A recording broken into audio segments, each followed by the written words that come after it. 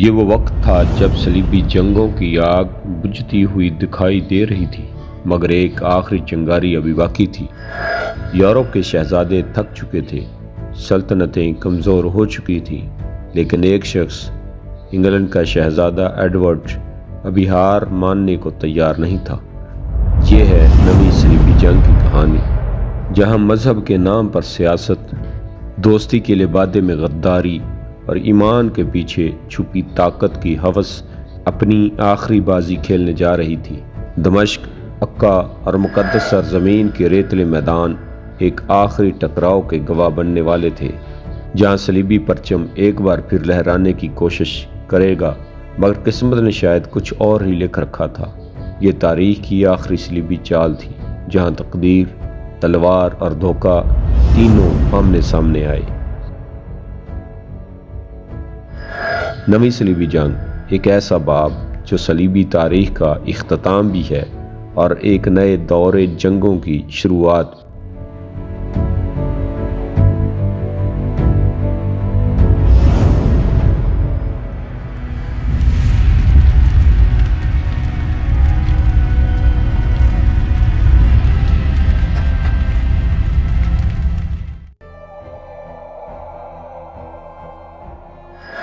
Lord Edward کی صلیبی جنگ، جسے بعض اوقات نویں صلیبی جنگ بھی کہا جاتا ہے، یہ 1271 اور 1272 میں لڑی گئی۔ یہ لارڈ ایڈورڈ کی سربراہی میں شروع ہوئی اور بعد میں انگلینڈ کے بادشاہ ایڈورڈ لانگ شیننگ کی سربراہی میں جاری رہی۔ عملی طور پر یہ جنگ 8ویں صلیبی جنگ کی ہی ایک توسیع تھی، جو 1291 عیسوی کے ایکر کے زوال سے پہلے مقدس سرزمین پر پہنچنے والی صلیبی جنگوں کی آخری جنگ تھی، جس کے بعد اس سرزمین میں صلیبیوں کی مستقل موجودگی کا خاتمہ ہو گیا۔ دوور سے ایکر تک 1260 میں قطوز اور اس کے جنرل بیبرس نے عین جالوت کی جنگ میں منگولوں پر فتح حاصل کی۔ اس کے بعد مملوکوں نے قطوز کو قتل کر دیا اور سلطنت کا سلطان بیبرس کو بنا دیا گیا۔ بحیثیت سلطان بیبرس نے ارسوف، عتلیت، حیفا، صفات، جافا، اسکالون اور کیسریہ میں عیسائی صلیبیوں پر حملے کر کے ان کو یکے بعد دیگرے فتح کرتا چلا گیا۔ ان صلیبیوں نے یورپ سے مدد مانگی، لیکن مدد آنے میں بہت سست تھی۔ 1268 میں بیبرس نے انطاکیہ پر قبضہ کر لیا۔ اس طرح انطاکیہ کی پرنسپلٹی سلطان بیبرس کے ہاتھوں اختتام کو پہنچی۔ اس فتح نے ایک طرف تو مملوک کے شمالی محاذ کو محفوظ بنا دیا، تو دوسری طرف اس سے طرابلس کی چھوٹی سی صلیبی کاؤنٹی کو خطرہ لاحق ہو گیا۔ اس طرح گورنمنٹ اور یورپ کی منظوری کے بعد ایڈورڈ نے 24 جون 1268 کو صلیب لے لی۔ لوئس خود 1270 میں وہ انتقال کر گئے۔ اس نے اپنی صلیبی جنگ کے لیے ایڈورڈ کو 70,000 کا قرض دیا تھا۔ ایڈورڈ اور اس کے بھائی ایڈمنڈ نے تیونس میں شاہ فرانس کنگ لوئس کی مہم میں شامل ہونے کے لیے ایک مہم کی تیاری کی، لیکن 1270 کے موسم گرما میں اس میں کئی بار تاخیر ہوئی، کیونکہ ان کے والد انگلینڈ کے بادشاہ ہنری سوم اپنے کونسلوں کے مشورے پر اس مہم میں شامل ہونا نہیں چاہتے تھے۔ بالآخر اس نے انگلینڈ ہی میں رہنے کا انتخاب کیا اور صلیبیوں نے 20 اگست کو ڈوور پر چڑھائی کر دی۔ اس وقت ان کے ساتھ ایڈورڈ کی اہلیہ ایلینور آف کاسٹیل بھی شامل تھی۔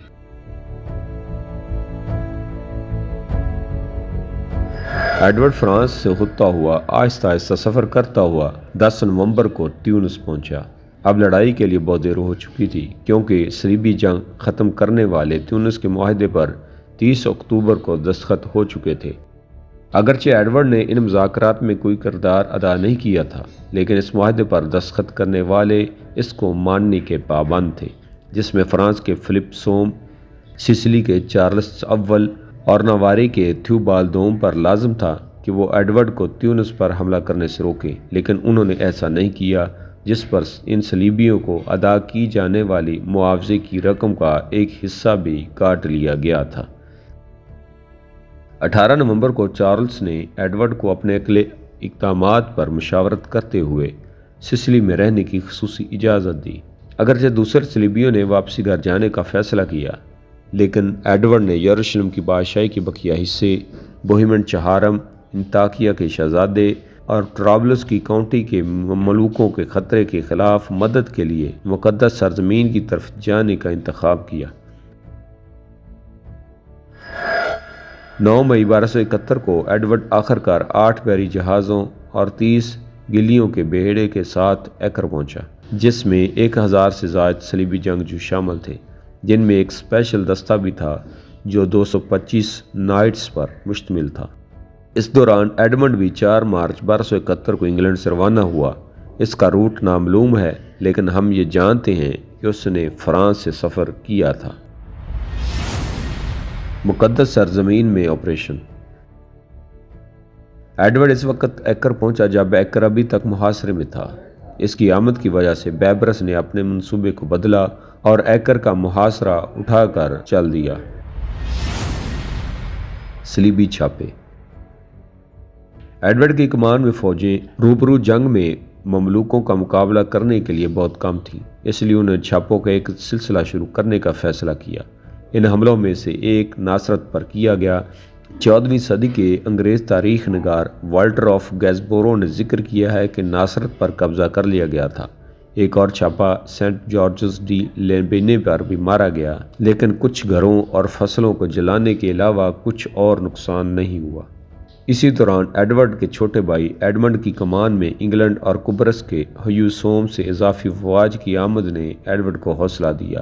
اس نے ٹیمپلرز، ہاسپٹلرز اور ٹیوٹونک نائٹس کے تعاون سے کفون کے قصبے پر ایک بڑا حملہ کیا۔ صلیبیوں نے بکریاں اور جانور چرانے والے 1500 ترکمان چرواہوں کو مار ڈالا اور 5000 جانور مال غنیمت کے طور پر ساتھ لے گئے۔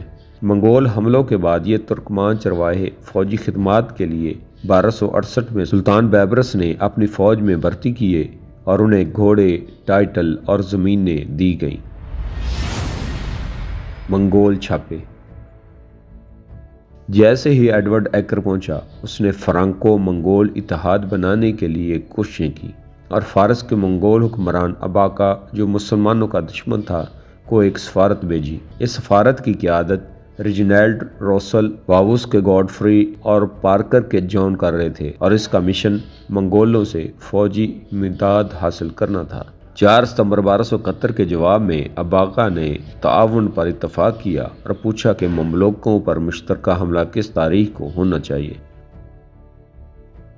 اکتوبر 1271 کے آخر میں یہ منگول فوج شام پہنچی، تاہم ترکستان میں جاری کچھ تنازعات کی وجہ سے اباقا صرف 10,000 گھڑ سوار جنرل سماگر کے ماتحت بھیج سکا، جو سلجوق اناطولیہ میں قابض فوج اور معاون سلجوقی دستوں پر مشتمل ایک فورس تھی۔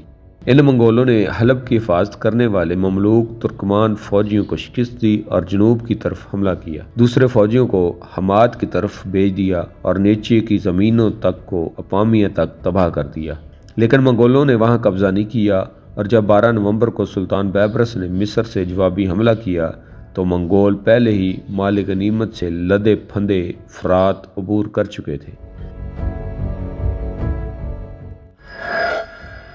قبرص سے دور بحری مہم۔ شروع میں بیبرس کو شبہ ہوا کہ مصر پر صلیبی زمینی سمندری حملہ کریں گے۔ اپنی پوزیشن کو کافی حد تک خطرے میں محسوس کرتے ہوئے اس نے ایک بحری بیڑا بنا کر اس طرح کے حملے کو روکنے کی کوشش کی۔ بحری بیڑے کی تعمیر مکمل کرنے کے بعد صلیبی فوج پر براہ راست حملہ کرنے کے بجائے بیبرس نے 1271 میں قبرص پر حملہ کرنے کی کوشش کی، اس امید پر کہ قبرص کے ہیوسوم، جو یروشلم کا برائے نام بادشاہ تھا، اور اس کے بحری بیڑے کو ایکر سے باہر نکالا جائے اور جزیرے کو بھی فتح کیا جائے۔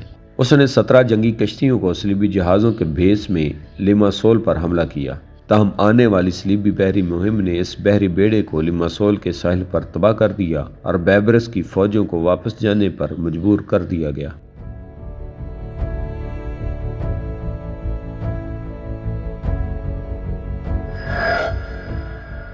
صلیبی جنگ کا خاتمہ۔ اس فتح کے بعد ایڈورڈ نے محسوس کیا کہ یروشلم پر دوبارہ قبضہ کرنے کے قابل ایک قوت پیدا کرنے کے لیے ضروری ہوگا کہ مسیحی ریاست کے اندر اندرونی بدامنی کو ختم کیا جائے۔ اس لیے اس نے قبرص کے ایبیلین خاندان سے ہیو اور اس کے غیر پرجوش شورویروں کے درمیان ثالثی کی۔ ثالثی کے متوازی طور پر ایڈورڈ اور ہیو نے بیبرس کے ساتھ جنگ بندی پر بات چیت بھی شروع کی۔ 10 سال، 10 ماہ اور 10 دن کا معاہدہ مئی 1272 میں کیسریا میں ہوا۔ اس کے بعد ایڈمنڈ تو فوراً ہی انگلینڈ کے لیے روانہ ہو گیا، جبکہ ایڈورڈ یہ دیکھنا چاہتا تھا کہ آیا معاہدہ برقرار رہے گا یا نہیں۔ اگلے مہینے ایڈورڈ کو قتل کرنے کی کوشش کی گئی، جو کہ غیر متوقع تھی۔ مختلف نسخوں کے مطابق قاتل کو رام اللہ کے امیر یا بائبرس نے بھیجا تھا، جبکہ کچھ افسانے یہ بھی کہتے ہیں کہ قاتل کو حشاشین کے رہنما پہاڑوں کے بوڑھے آدمی نے بھیجا تھا۔ ایڈورڈ نے قاتل کو مار ڈالا، لیکن اسے زہر آلود خنجر سے شدید زخم ملا، جس سے اس کی روانگی میں مزید تاخیر ہوئی۔ ستمبر 1272 میں ایڈورڈ ایکر سے سسلی کے لیے روانہ ہوا اور جزیرے پر صحتیابی کے دوران اس سے پہلے اپنے بیٹے جان کی موت کی خبر ملی، اور پھر چند ماہ بعد اپنے والد انگلینڈ کے ہنری سوم کی موت کی خبر ملی۔ 1273 میں ایڈورڈ نے اپنے آبائی وطن کے سفر کا آغاز اٹلی، گیسکونی اور پیرس کے راستے سے کیا۔ ایڈورڈ بالآخر 1274 کے وسط میں انگلینڈ پہنچا اور 19 اگست 1274 کو انگلینڈ کا بادشاہ بن گیا۔ ماہ بعد از جنگ ایڈورڈ کے ساتھ تھیوبالڈ ویسکونٹی بھی تھا، جو 1271 میں پوپ گریگوری 10 بنا۔ دریں اثنا عیسائی ریاستوں کے اندر نئی دراڑیں اس وقت پیدا ہوئیں جب چارلس آف انجو نے ہیوسوم، نائٹس ٹیمپلرز اور ونیشینز کے درمیان تنازع کا فائدہ اٹھا کر بقیہ عیسائی ریاست کو اپنے کنٹرول میں لے لیا۔ یروشلم کی بادشاہی پر مریم آف انٹیوچ کے دعووں کو خریدنے کے بعد اس نے ہیوسوم پر حملہ کیا، جس سے سلطنت کے اندر خانہ جنگی شروع ہو گئی۔ 1277 میں سان سورینیو کے راجر نے چارلس کے لیے ایکر پر قبضہ کیا۔ اگرچہ صلیبیوں کو ان کی باہمی جنگ کمزور کر رہی تھی، لیکن اس نے چارلس کے تحت صلیبی جنگ کی متحدہ کنٹرول کا امکان پیش کیا۔ تاہم یہ امیدیں اس وقت دم توڑ گئی جب وینس نے تجویز پیش کی کہ صلیبی جنگ مملوکوں کے خلاف نہیں بلکہ قسطنطنیہ کے خلاف بلائی جائے، جہاں مائیکل ہشتم نے حال ہی میں بازنطینی سلطنت کو دوبارہ قائم کیا تھا اور ونیشینز کو بھگا دیا تھا۔ پوپ گریگوری اس طرح کے حملے کی حمایت نہیں کرتے تھے، لیکن 1281 میں پوپ مارٹن چہارم نے اس پر رضامندی ظاہر کی۔ آنے والی ناکامی نے 31 مارچ 1282 کو سیسیلین ویسپرز کو مائیکل ہشتم کی طرف سے اکسایا اور چارلس کو گھر واپس جانے پر مجبور کیا گیا۔ یہ یورپ میں بازنطینیوں یا مقدس سرزمین میں مسلمانوں کے خلاف شروع کی گئی آخری صلیبی مہم تھی۔ بقیہ 9 سالوں میں مملوکوں کی طرف سے مطالبات میں اضافہ دیکھا گیا، جس میں خراج ادا کرنے کا مطالبہ کیا گیا۔ 1289 میں سلطان قلاوون نے ایک بڑی فوج جمع کی اور طرابلس کی کاؤنٹی کی باقیات پر یورش کی۔ اس نے بالآخر دارالحکومت کا محاصرہ کر لیا اور خونی حملے کے بعد اسے اپنے قبضے میں لے لیا۔ تاہم طرابلس پر حملہ مملوکوں کے لیے خاص طور پر تباہ کن تھا، کیونکہ عیسائی مزاحمت جنونی حد تک پہنچ گئی اور قلاوون مہم میں اپنا سب سے بڑا اور قابل ترین بیٹا کھو بیٹھا۔ اس نے اپنی طاقت دوبارہ حاصل کرنے کے لیے مزید 2 سال انتظار کیا۔ 1275 میں اباقہ نے ایڈورڈ کو ایک خط کے ساتھ ایک قاصد بھیجا۔ اباقہ نے ایڈورڈ سے ایک اور صلیبی جنگ کے لیے متحرک ہونے کی درخواست کی، یہ کہتے ہوئے کہ وہ اس بار مزید مدد کی پیشکش کر سکتا ہے۔ ایڈورڈ نے اسی سال واپس لکھا، نئی صلیبی جنگ میں اباقہ کی مدد کے لیے ان کا شکریہ ادا کیا اور عیسائیت کے لیے اس کے پیار کو بھی نوٹ کیا۔ انہوں نے کہا کہ وہ نہیں جانتے کہ ایک اور صلیبی جنگ کب ہوگی، لیکن وہ مقدس سرزمین پر واپس جانے کے لیے بے چین ہیں، اور اگر پوپ نے دوسری صلیبی جنگ کا اعلان کیا تو وہ اباقہ کو مطلع کریں گے۔ یہ خط تقریباً یقینی طور پر ایک رسمی تھا، کیونکہ ایڈورڈ نے دوسری صلیبی جنگ کے لیے کوئی تیاری نہیں کی۔ 1276 میں اسی پیغام کے ساتھ ایک اور ایلچی ایڈورڈ کو بھیجا گیا، جس میں 1271 میں مؤثر مداخلت نہ کرنے پر معافی کا اضافی پیغام بھیجا گیا۔ 1291 میں ایکر کے زائرین کے ایک گروپ نے حملہ کیا اور جوابی کارروائی میں شامی قافلے میں شامل 19 مسلمان تاجروں کو ہلاک کر دیا۔ قلاوون نے مطالبہ کیا کہ وہ معاوضے میں ایک غیر معمولی رقم ادا کریں۔ جب کوئی جواب نہ آیا تو سلطان نے ایکر کا محاصرہ کرنے اور مقدس سرزمین پر قبضہ کرنے والی آخری آزاد صلیبی ریاست کو ختم کرنے کے بہانے استعمال کیا۔ قلاوون محاصرے کے دوران مر گیا اور خلیل اپنے خاندان کے واحد زندہ بچ جانے والے رکن کو مملوک سلطان کے طور پر چھوڑ گیا۔ ایکر پر قبضے کے بعد قبرص کے علاوہ صلیبی ریاستوں کا وجود ختم ہو گیا۔ صلیبیوں کی طاقت کا مرکز شمال کی طرف طرطوسا اور آخر کار سمندر پار قبرص میں منتقل ہو گیا۔ 1299 میں غزن خان کی قیادت میں منگول فوج نے حمص کے شمال مشرق میں غزہ تک جنوب میں ایک علاقے میں مملوکوں کے خلاف کامیاب چھاپوں کا سلسلہ شروع کیا۔ وہ آخرکار 1300 میں شام سے دستبردار ہو گیا۔ منگولوں اور آرمینیائی بادشاہ کلیشیا نے شام پر دوبارہ قبضہ کرنے کے لیے ایک اور مہم کی قیادت کی، لیکن جلد ہی 1303 میں شکاب کی جنگ میں مملوکوں کے ہاتھوں شکست کھا گئے۔